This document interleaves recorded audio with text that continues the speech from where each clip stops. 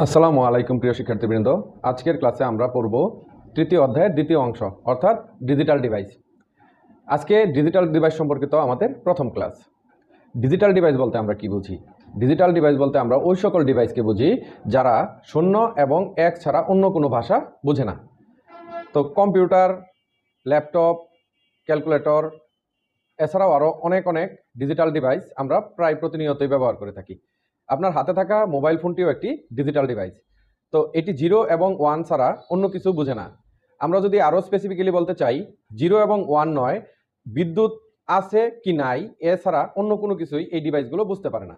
তো বিদ্যুতের থাকা অথবা না থাকা কিভাবে বোঝে সেটা বোঝার জন্য আমাদেরকে এইখানে দেখতে হবে যে যদি কোনো ডিভাইসে 0 ভোল্ট থেকে শুরু করে 0.8 ভোল্ট পর্যন্ত বিদ্যুৎ প্রবাহিত হয় তাহলে সেটাকে সে অফ অথবা জিরো হিসেবে কাউন্ট করে।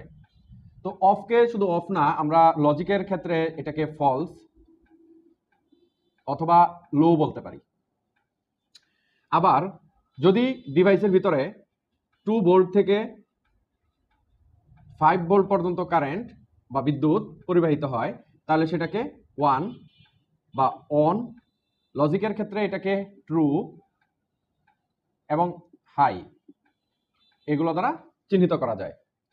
তো যে ডিভাইসগুলো এই ইলেকট্রিসিটির প্রবাহের মাধ্যমে চলে তাদেরকে আমরা বলতে পারি ডিজিটাল ডিভাইস।